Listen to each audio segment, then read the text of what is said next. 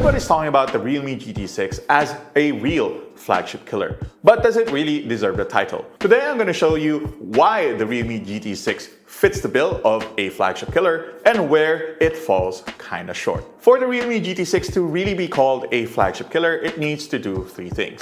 It needs to have performance that is as close as possible to an actual flagship. It needs to have flagship features, and it needs to be priced considerably lower than an actual flagship. Alright, let's talk about price. The Realme GT6 will be priced at $34,999, but with a special discount, you can have it for just $29,999 when it first goes on sale later this midnight. At that price, the Realme GT6 certainly undercuts the traditional flagship, so that's point number one for Realme. There's a lot of great flagship features for Realme. Number one that you'll notice right away is the display. The display is a curved 6-inch LTPO panel with 120Hz refresh rate. That's the brightest I've ever seen. And when I mean bright, I do mean bright. It has a peak brightness of 6,000 nits, which is equivalent to the power of the sun.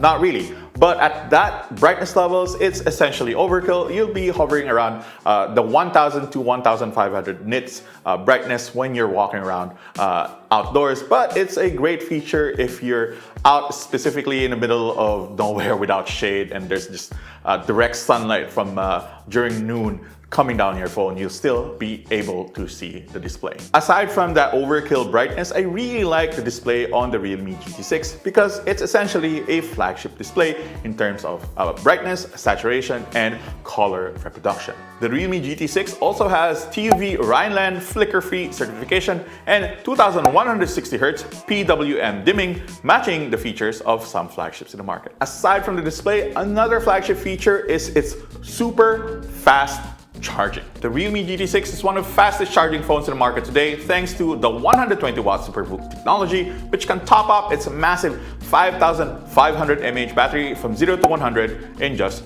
26 minutes. Another flagship feature that I really like with this phone is its flagship design. Now, the Realme GT6 uses a two-tone glass back that really gives it an edge in terms of design versus all the other flagship killers in the market nowadays. The phone will be available in two colors, fluid silver and razor green, and while both look pretty, I like the look of the silver one more. The Realme GT6 feels like a flagship in the hands thanks to its excellent build quality, and like any self-respecting flagship, it comes with an IP rating, though it's only IP65. But what really makes a flagship killer is the processor. For the Realme GT6, this is the Qualcomm Snapdragon SD8S Gen 3 processor. Realme will be offering the GT6 in just one SKU for the Philippine market, which is 12 GB of RAM and 256 GB of storage. So does the Realme GT6 really deliver flagship performance?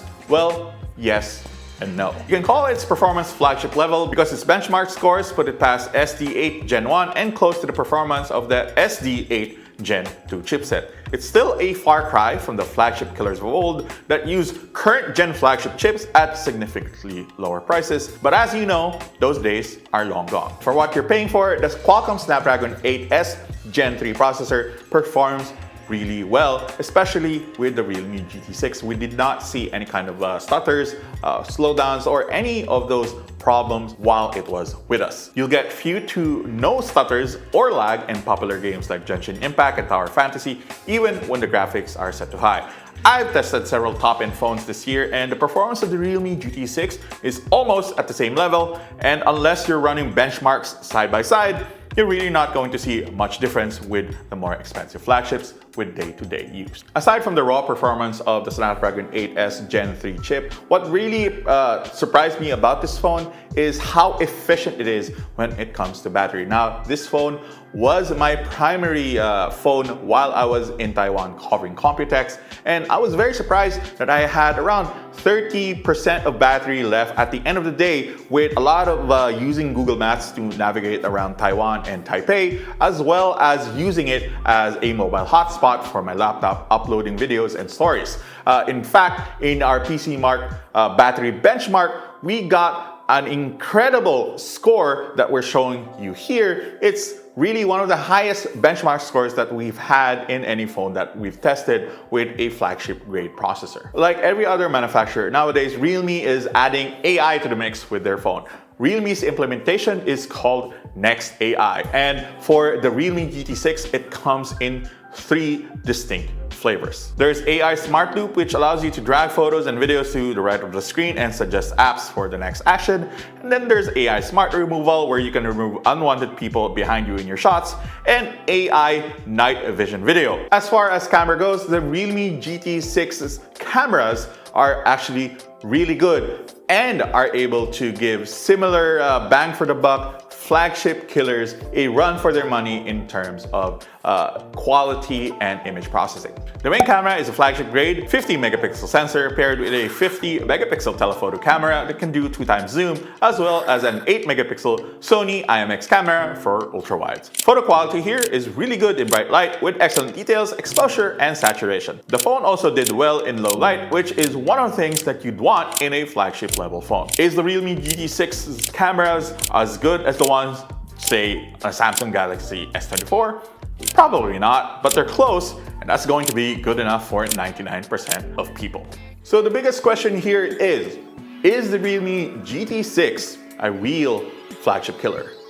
I'd say after using it for around 2 weeks now, yes. But of course, the Realme GT6 isn't the only game in town when it comes to flagship killers. The brand's perennial rivals have launched their own flagship killers with aggressive prices. Now, Realme could have lowered the price of the GT6 just a little bit to better compete with the other offerings in the market, but honestly, it's not that big of a price jump, and you're getting a far more premium experience compared to the offerings of their competitors in terms of design, in terms of the camera, and in terms of the software. That being said, the Realme GT6 is the most refined looking of the flagship killers right now. And if you want the best mix of good design, good features, good software, and good camera with an excellent performance without breaking your bank account or just emptying your wallet, the Realme GT6 is going to be it